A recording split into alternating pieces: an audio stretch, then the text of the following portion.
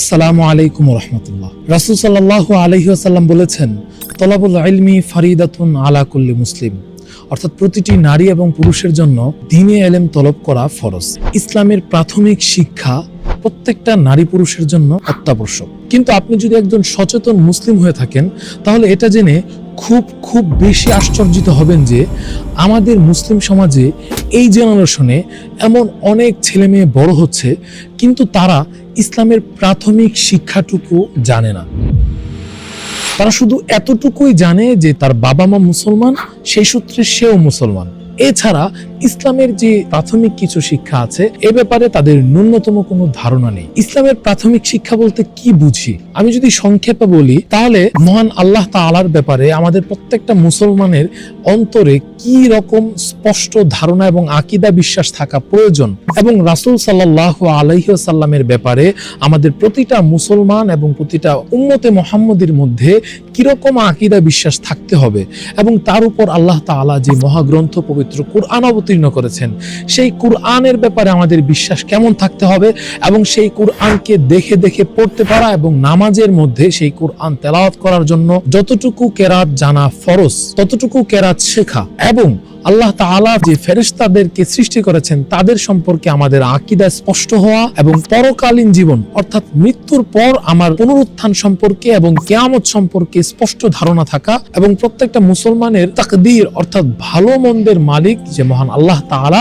সেই তাকদীরের ব্যাপারে সুস্পষ্ট জ্ঞান থাকা অত্যাবশ্যক কর্তব্য। আমি যদি আরেকটু যোগ করি, তাহলে একজন মুসলমান হিসাবে স্বাভাবিক ইসলামিক জীবনযাপন করতে হলে সকাল থেকে সন্ধ্যা আমাকে যে কাজগুলো আঞ্জাম দিতে হয় সেগুলো আঞ্জাম দেওয়ার ক্ষেত্রে ইসলাম আমাকে কিভাবে দিক নির্দেশনা দেয়, যেমন পাক পবিত্রতা, কোন অপবিত্রতার ক্ষেত্রে আমাকে ওযু করতে হবে, কোন অপবিত্রতার ক্ষেত্রে আমাকে গোসল করতে হবে, ওযুর ফরজ কয়টি, গোসলের ফরজ কয়টি, নামাজ পড়ার জন্য আমাকে প্রস্তুতি কিভাবে নিতে হবে, নামাজ পড়ার জন্য নামাজে দাঁড়িয়ে আমাকে কি দোয়া কালামগুলো পড়তে হবে, নামাজের মধ্যে কতটুকু কেরাত পড়তে হবে, কোন নামাজের ওয়াক্ত কখন আসে, এবং কোন ওয়াক্তে কত রাকাত নামাজ ফরজ, কত রাকাত নামাজ সুন্নত, ফরজ নামাজ কিভাবে পড়তে হয়, সুন্নত নামাজ কিভাবে পড়তে হয়, ফরজ রোজা কিভাবে রাখতে হয়, রোজাগুলো কি করলে ভেঙে যায়, এবং কতটুকু সম্পদ থাকলে আমাকে যাকাত দিতে হবে, আমি কখন হজ করার উপযুক্ত হব।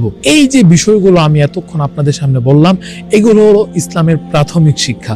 একজন মুসলমান যখন সে পরিচয় দেবে যে আমি একজন মুসলিম, তখন তাকে এই বিষয়গুলো সম্পর্কে পরিপূর্ণ জানা আবশ্যক কর্তব্য।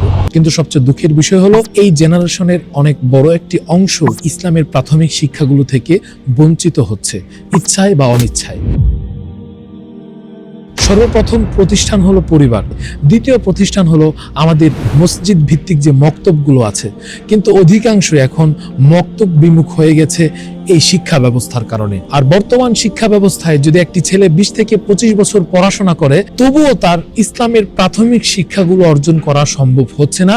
এর প্রথম কারণ হলো এখন জেনারেল শিক্ষায় ধর্মীয় শিক্ষা হলো ঐচ্ছিক, এবং এটাতে তুলনামূলক একদমই কোনো চাপ প্রয়োগ করা হয় না, যে কারণে একটা এমন জেনারেশন গড়ে উঠছে যাদের মধ্যে ইসলামের প্রাথমিক জ্ঞানটুকুও নেই। আল্লাহ তাআলা এবং রাসূল সাল্লাল্লাহু আলাইহি ওয়াসাল্লামের ব্যাপারেও যৎসামান্য জ্ঞান তাদের ভেতরে নেই।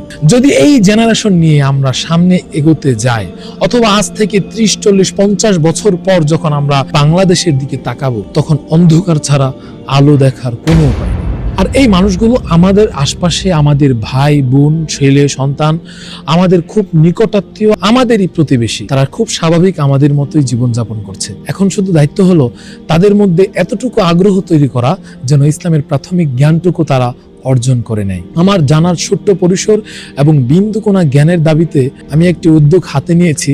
ইসলামের যতটুকু প্রাথমিক শিক্ষা প্রত্যেকটা মুসলমানের জানা ফরজ, আমি সেই প্রাথমিক শিক্ষাটাকে মানুষের সামনে উপস্থাপন করব। তারই ধারাবাহিকতায় আমি একটি প্রোগ্রাম সাজিয়েছি। খুব শীঘ্রই ইনশাআল্লাহ সেই প্রোগ্রামটি নিয়ে আপনাদের সামনে হাজির হব। এখন শুধু প্রয়োজন আপনাদের ভালোবাসা এবং সাপোর্ট, আর আল্লাহ তাআলার ভরপুর তৌফিক। আমি চাই সেই সব প্রত্যেকটা মানুষের কর্ণকুহরে এই বাণীটা পৌঁছে দিতে। আপনি একজন মুসলমান, আপনি একটু নিজেকে চিনুন, নিজেকে বুঝুন। আপনার পরিচয়ের পেছনে এই মুসলিম শব্দটার আত্মকাহিনী কি? আসসালামু আলাইকুম ওয়া রাহমাতুল্লাহ।